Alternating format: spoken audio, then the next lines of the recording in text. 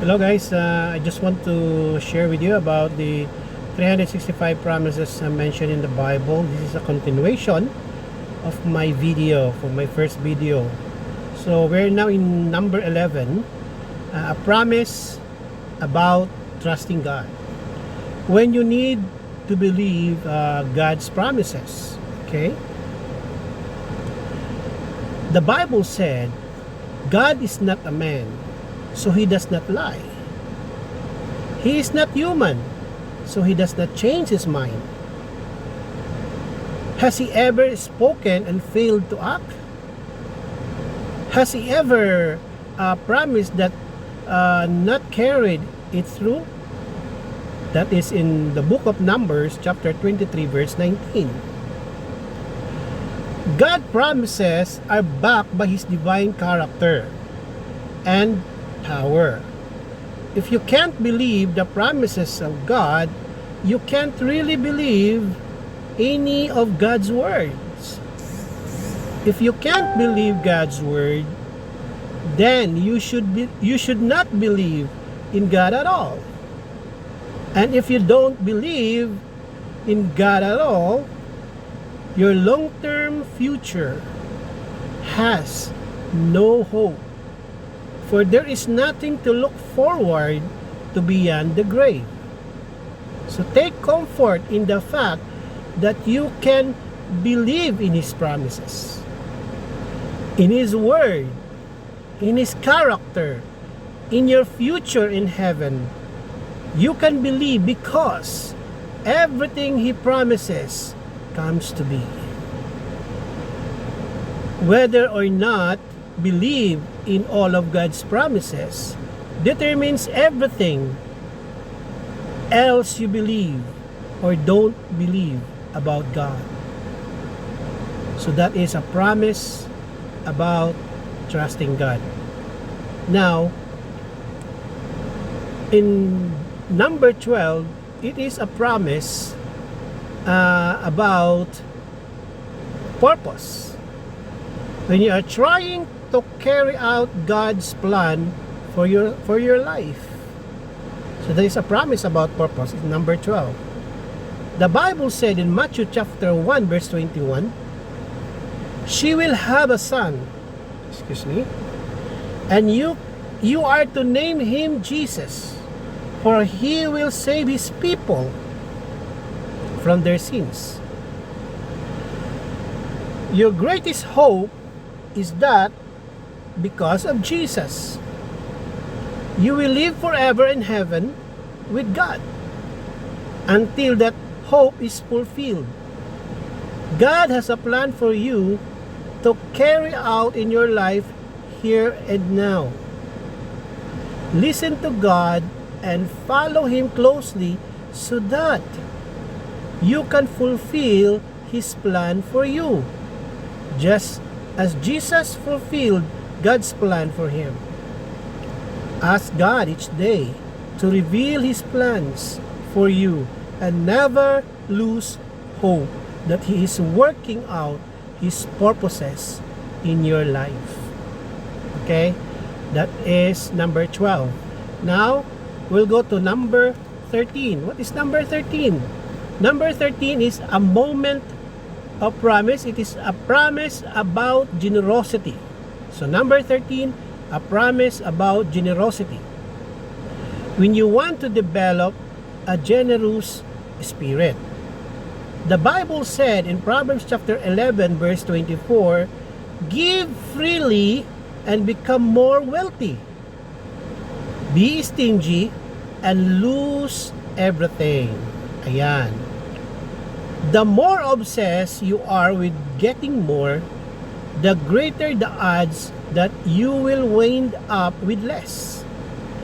Greed is dangerous because left unchecked, it becomes so powerful that it will control your life.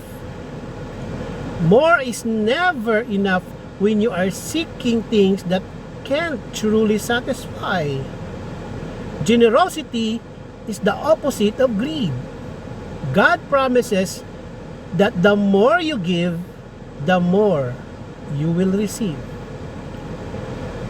The question is, how tightly do you hold on to what you have? That is number 13, a promise about generosity. Okay, now we go to number 14. Okay, number 14, a promise about God's power. When your problems are too big for you, the Bible said, with God's help, we will do mighty things. Okay, that is in the book of Psalms, chapter 60, verse 12. With God's help, we will do mighty things. Try not to look at the size of your problem, but at the size of your God. When there are so many seemingly impossible things to be done, remember that you have a power, or you have a powerful God who will help you accomplish all of them. The question is, how can you rely on God's power today?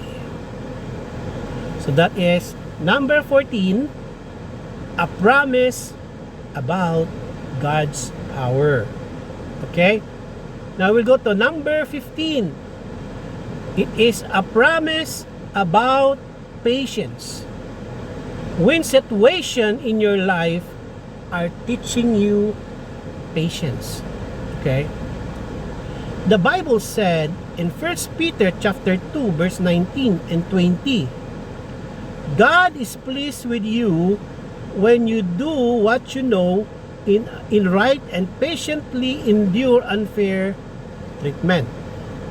Of course, you get no credit of being patient if you are beaten of doing wrong.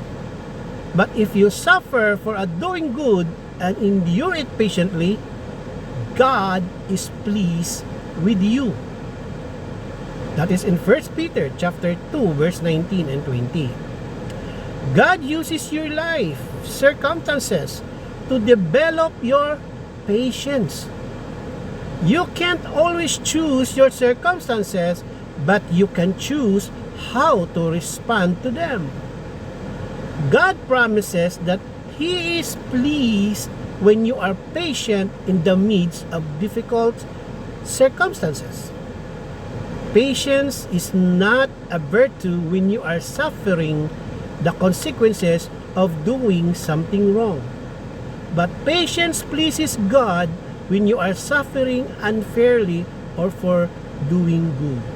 The question is, how can you respond to your life circumstances with more patience?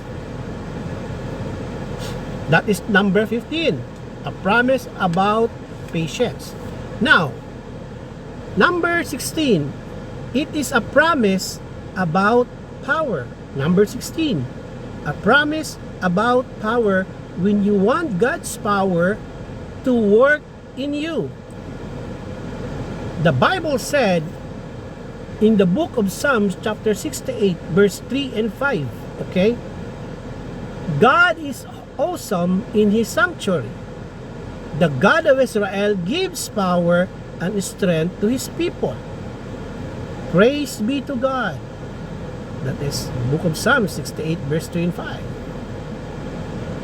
The God who created the world and who defeats Satan promises to offer His power to you. Okay? Who defeats Satan? God promises to offer His power to you. If you believe that God sent Jesus Christ to save you from sin, and if you ask Him to forgive your sin and remove it, He will replace the power of sin over your heart with the power to do good, to accomplish great things, and to resist the forces of evil. Then you will be able to use God's power for godly purposes. The question is, how can you tap into the power of God today? Hello guys. Now I will continue my sharing about the 365 promises of God mentioned from the Bible. We are now in number 17. Okay? The last one we have discussed, it is about a promise about power. So number 17 is a promise about future. Okay? A promise about future. When you need to trust God for your future. The Bible said in Proverbs chapter 20 verse 24, the Lord directs our steps. So why try to understand everything along the way?